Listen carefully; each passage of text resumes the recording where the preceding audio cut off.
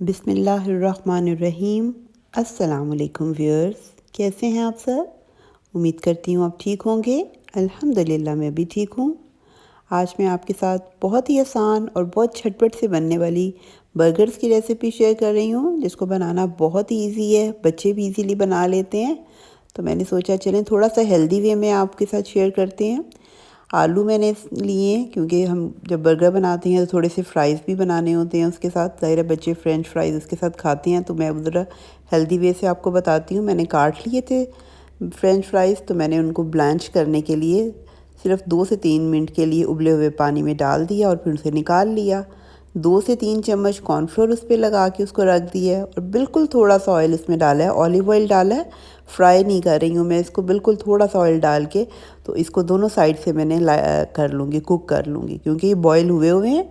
ज़्यादा मतलब बहुत ज़्यादा इसको हमने ज़्यादा टाइम नहीं देना, बहुत ज़्यादा रेड नहीं करने हैं, हल्का हल्का सा उसका कलर आएगा तो हम इसको उतार लेंगे।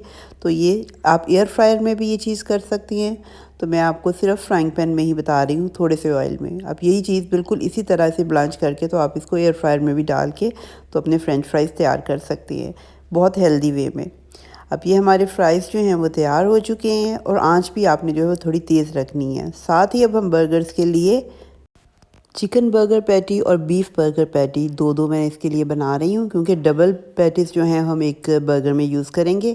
तो बीफ बर्गर पैटी और चिकन बर्गर पैटी की भी जो रेसिपी है वो मेरे चैनल पे है, आप ज़रूर उस पर विज़िट कर सकते हैं और उधर से आप मेरी रेसिपी ले सकते हैं। बहुत अच्छी रेसिपीज़ हैं बीफ बर्गर पैटी की भी और चिकन की भी, तो आप ज़रूर वहीं से आप ये रेसिपी लें और इसी रेसिपी से बनाएँ। बहुत ही थोड़ा सा ऑलिव ऑयल डाल के तो मैंने दोनों पैटीज़ तैयार कर लिए हैं, चिकन और बीफ के। बर्गर जैसे आपको पता है कि सबसे पहले हम जब बर्गर में मायो और केचप की वो लेयर लगा ली, उसके बाद हमने बीफ पैटी रख लें या चिकन पैटी, जो भी आपके पास अवेलेबल है आप रख लें। और फिर उसके बाद चीज़ के स्लाइसेस रखने होते हैं, सैलड्स लेट्स आप यूज़ कर लें या आप आइसबर्ग्स जो आपके पास है सैलड आप यूज़ करें और इसका बर्गर बना लें। बस 2 पैटीज़ में डाल रही हूँ, आप एक डाल लें तो साथ चीज़ स्लाइसेस रख दिए हैं। और हमारे जो फ्रेंच फ्राइज़ हैं वो भी तैयार हैं और दोनों बर्गर्स जो हैं वो डबल पैटी के साथ तैयार हैं।